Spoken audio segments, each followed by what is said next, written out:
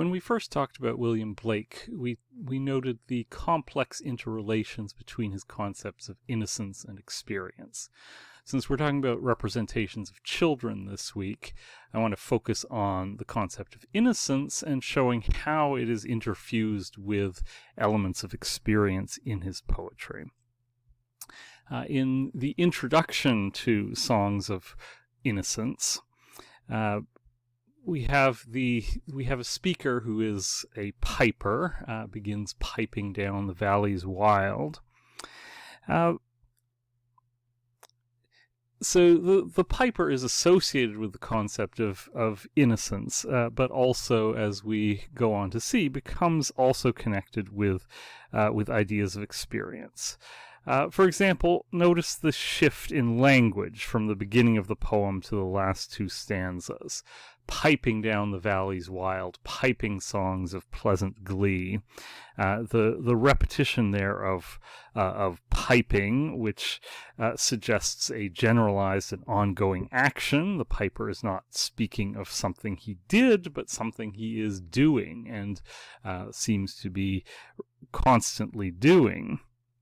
If we contrast this with the final stanza, in which the final two stanzas, I plucked a hollow reed and I made a rural pen and I stained the water clear and I wrote my happy songs. The action is now shifted completely into the past tense. And the repetition there is much more mechanical than gleeful at the beginning. This poem also invites us to consider what exactly Blake's notion of song is. The title Songs of Innocence and Songs of Experience. This particular song narrates the movement from music to song to written poem. And it is the child on the cloud that demands the transformation of the song into writing. And the poem describes the process of transformation with a certain amount of violence as well.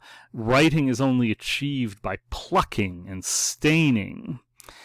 And moreover, by the end of the poem, he has written his songs so that every child may joy to hear. So here we have a return to the voice, the singing, in the every child can now hear, but this return to the voice is still mediated by writing. It's only when the songs are written down that every child will be able to hear them. So are we to think of writing then as a kind of fallen medium, a medium necessarily in league with the concept of experience? In short, to celebrate innocence, the piper seems to have to leave it. And in fact, it is the child himself who gives these orders that to write down the songs. Thus, there is the sense that there is something within innocence that forces the emergence into the world of experience. Notice also that the child disappears as the poem focuses on the act of writing the songs down. Again, we have innocence falling away under the necessity of experience.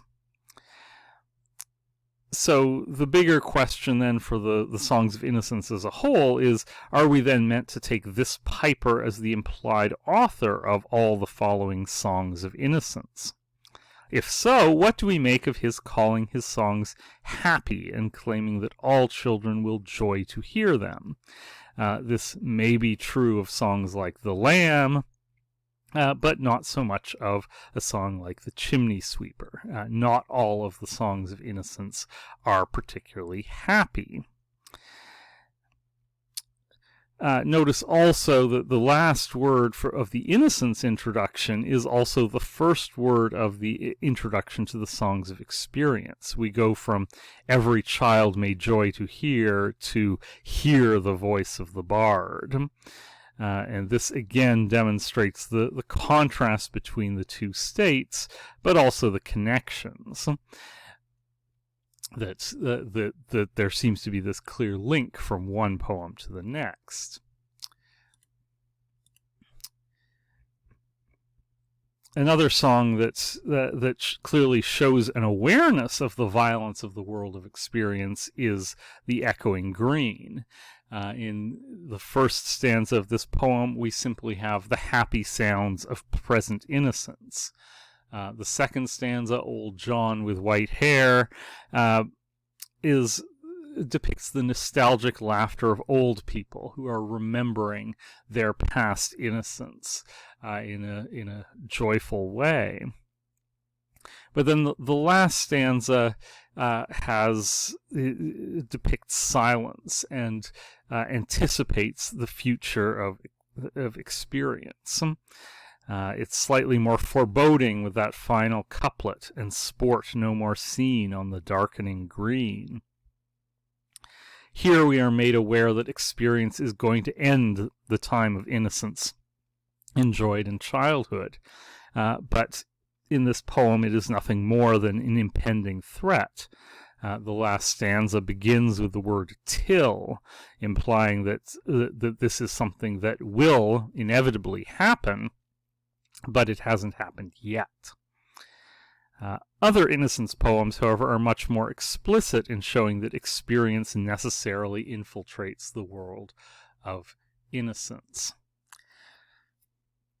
The Chimney Sweeper is one of Blake's poems that most obviously attacks contemporary social practices.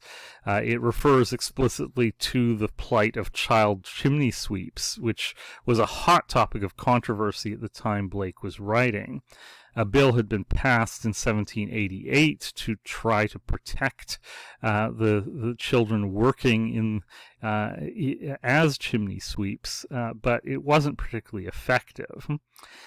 So Blake does not need to detail the terrible living and working conditions of the sweeps, because his audience at the time would already have been well aware of them. In order to approach this poem, I also want to emphasize that Blake was highly spiritual and religious. He even believed that he was at times visited by angels. But he was also very critical of organized religion and the established church. So we can see that tension in this poem as well. We can see that this is a song of innocence, perhaps simply in the arrangement of the stanzas. We have stanzas that simply consist of rhyming couplets, A, B, B, and so on. Looking at the poem itself, we start by learning something about the narrator in stanza 1. He's had a sad fate. He's been sold by his parents. There's a pun on the word weep, that these children are so young that they can't properly pronounce the S at the beginning of the word. So when they call out sweep, sweep, it sounds actually like weep, weep, which clearly signifies their sadness in their fate.